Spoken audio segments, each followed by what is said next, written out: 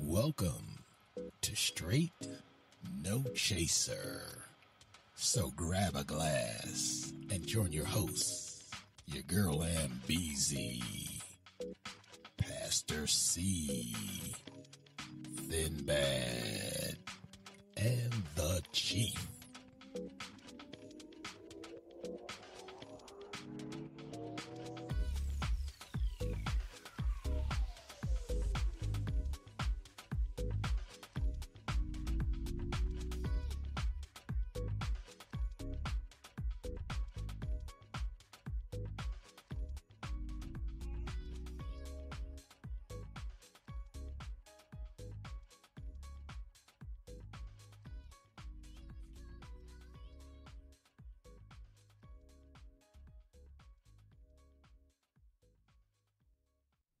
That photo and the racist and offensive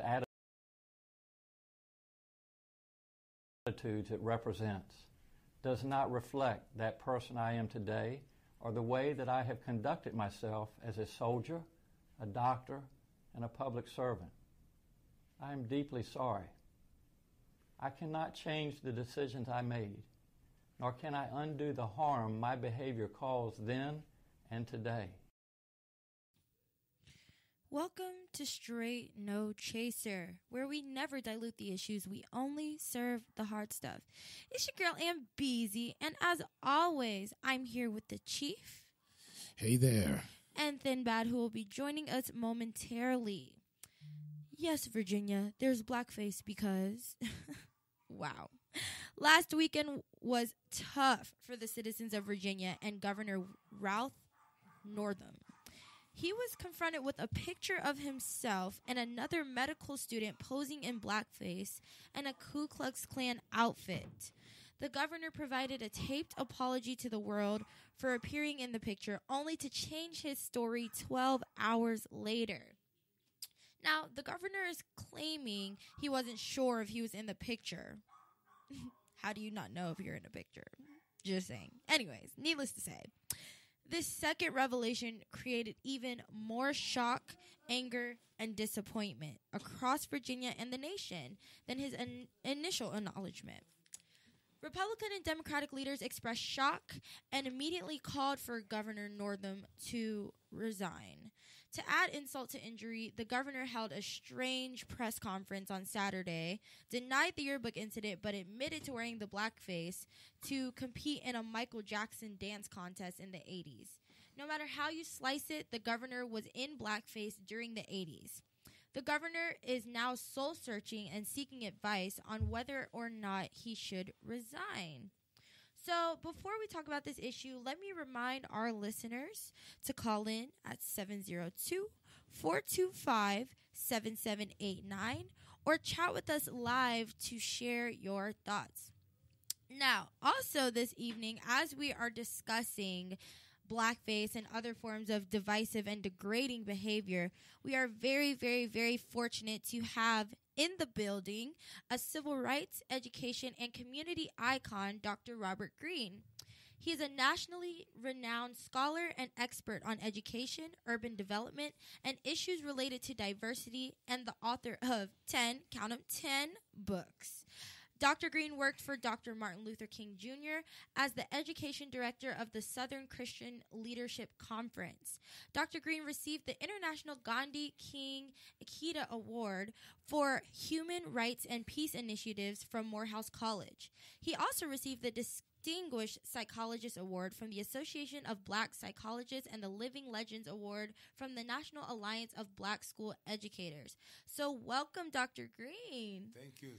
Sheesh. Dr. Greene, welcome. Happy to be here. Man, those accolades. Well, thank you so much. Wow. And you are a very articulate young lady. Thank you. Thank you. Thank you very much. Yeah. So what a weekend. I mean, I know we all have questions, but can I ask you to sort of give us a quick history of blackface and its place in American history as you know it? Well, it really should not have any place.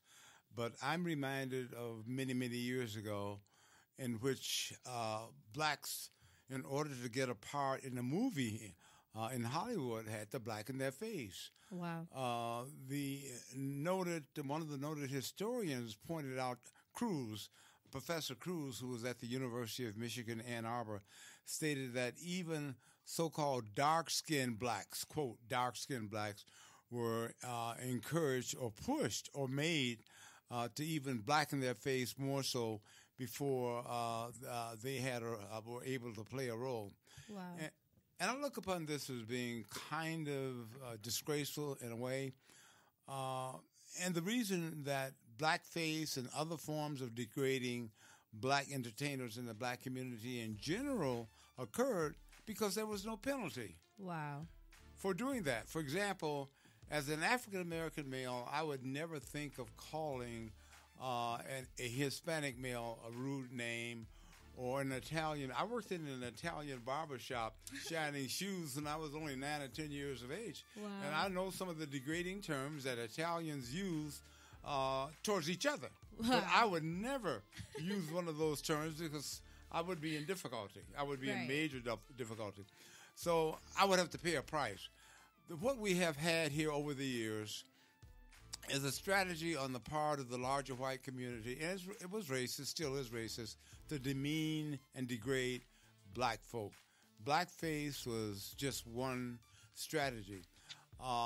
And doing my history and my homework, of course, I do talk to a lot of people. There's a young woman who recently moved to Las Vegas from the Detroit area. Her name is Najwa Johnson. She talks about how they were taught to stay in line and to receive degrading behavior from whites. She said there were 8 of them in her family. And once a month or so, her mother would get all 8 of the children to line up outside of the farmhouse in Hollandale, Mississippi. And I want you to know, Hollandale, Mississippi was one of the very mean places for blacks. Right. They would walk in a straight line for a period of time, and then one of the children stepped out of the line and pretended that they were a white man, and the others had to step aside and bow. Wow. Well, again, that's degrading behavior, and degrading behavior is used to manipulate, to demean, and to make certain groups of folk feel very worthless and small. And that's what we're struggling with today. So the governor of Virginia, he knew that blackface was demeaning. That's why he apologized so quickly. Right. I'll tell you why he was stunned. He was stunned because he was caught. Right. People are always so stunned. many years later. Yeah, when you're caught engaging in demeaning behavior, you can appear to be stunned. He was stunned, and politically it wasn't good. I've been asked as late as this early afternoon, what do I think should happen to him? Mm-hmm. Well, I'm not a judge. I think the black political leaders in the Virginia area should make a decision as to what he should do. Many have already said he should resign. Right. Now, whether he resigns or not, I don't know. Then you got the lieutenant governor, who they now say may be faced with some issues as well.